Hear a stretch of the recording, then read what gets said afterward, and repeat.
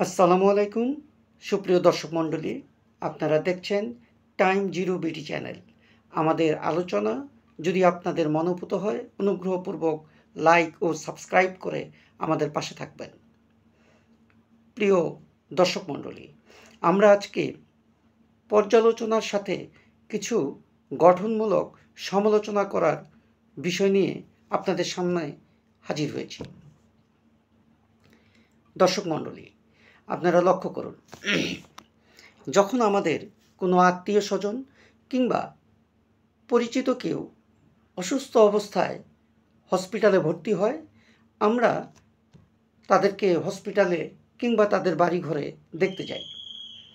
আমাদের এই দেখতে যাওয়ার মধ্য দিয়ে রোগীর রোগ কমবে না, কিন্তু এটি একটি ভ্রাতৃত্ব প্রকাশের সর্বোচ্চ মাধ্যম। অন্যদিকে জাতীয় পর্যায়ে জাতীয় কোনো ইস্যুতে যদি এমনটা ঘটে, তাহলে দেশের শীর্ষ ব্যক্তিগণ তাদেরকে দেখতে যান। ঠিক সেইভাবে আমাদের দেশে বর্তমানে দেশের প্রায় 11টি জেলা এবং প্রায় 50 লক্ষের অধিক মানুষ বানভাসী। এই সময়ে আমাদের সরকার এবং বেসরকারি বিভিন্ন প্রতিষ্ঠান, ব্যক্তি স্বপ্রণোদিতভাবে বন্যার্তদেরকে সহায়তা নিয়ে এগিয়ে আসছেন এবং বন্যা মোকাবেলা চলছে। কিন্তু আমরা যে বিষয়টি সমালোচনার দৃষ্টিতে দেখছি, তা হচ্ছে আমাদের প্রধান উপদেষ্টা ডক্টর মোহাম্মদ ইউনূস এখন পর্যন্ত বন্যার্তদেরকে দেখতে যাননি। হ্যাঁ, তার প্রটোকলের সমস্যা বা বিঘ্নিত হতে পারে, তবে তিনি আকাশপথে হেলিকপ্টার দিয়ে বন্যার্তদেরকে দেখতে যেতে পারতেন। তিনি এখনও এইটি করেননি, যা অনেকের মনেই দুঃখ বা কষ্টের কারণ। আমরা আশা করব তিনি হয়তো অনতিবিলম্বে বন্যার্তদেরকে দেখতে যাবেন, এবং সেই সাথে আমরা এটাও বলছি যে তার সরকার এবং তিনি নিজে পর্যাপ্ত কর্মকাণ্ড করে যাচ্ছেন বন্যার্তদেরকে সহযোগিতা করার জন্যে।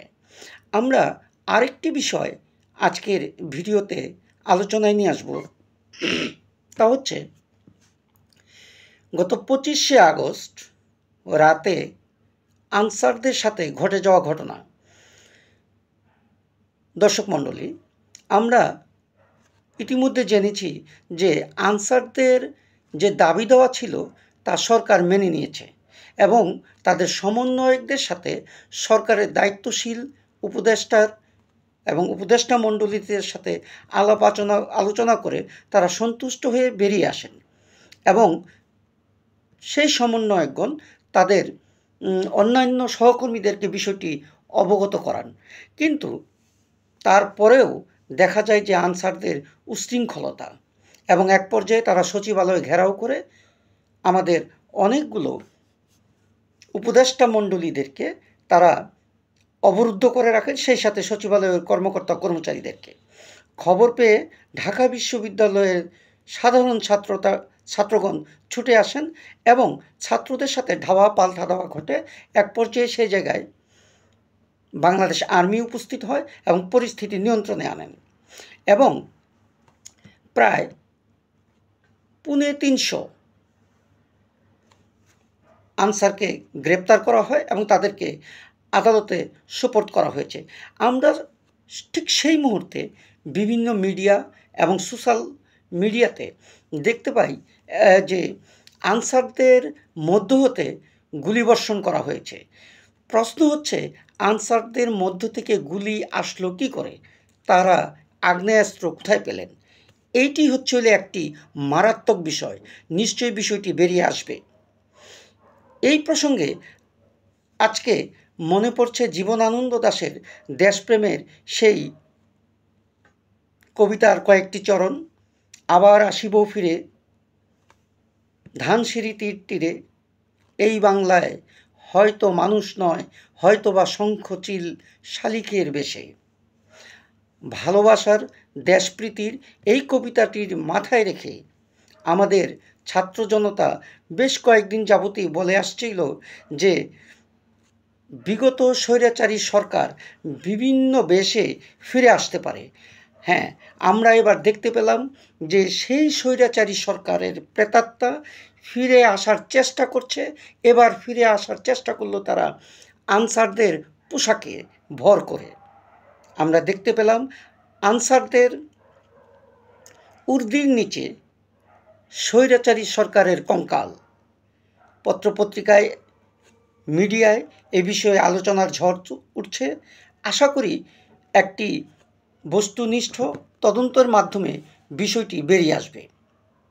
সেই সাথে আমরা এ কথাটিও বলতে চাই যে মাননীয় প্রধান উপদেষ্টা তার বক্তব্যে বলেছেন তার বাসভবন এবং সচিবালয় ঘেরাও কর্মসূচি বা সেখানে আন্দোলন বা দাবি দেওয়া পেশ না করতে। প্রিয় দর্শক, বিষয়টি অত্যন্ত স্পর্শকাতর। প্রধান উপদেষ্টা এবং সচিবালয়ে ঘেরাও কর্মসূচি দাবি দেওয়া নিয়ে গেলে অবশ্যই সরকারি কাজে বিঘ্ন ঘটে।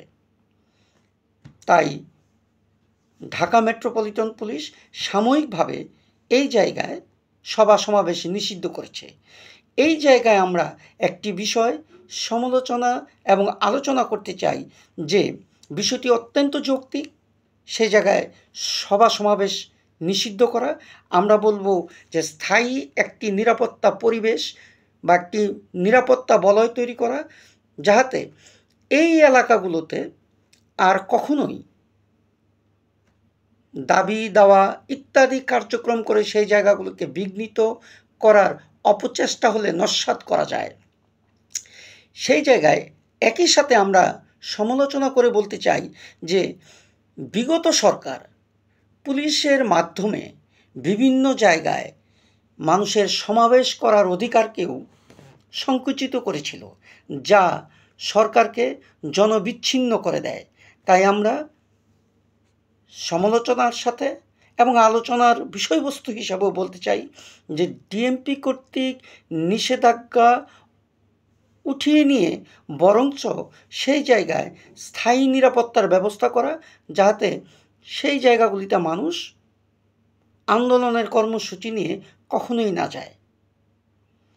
আশা করি আমাদের সমালোচনামূলক এই আলোচনা আপনাদের ভালো লাগবে এবং আমাদেরকে মন্তব্য করে এবং লাইক ও সাবস্ক্রাইব করে আমাদের পাশে থাকবেন।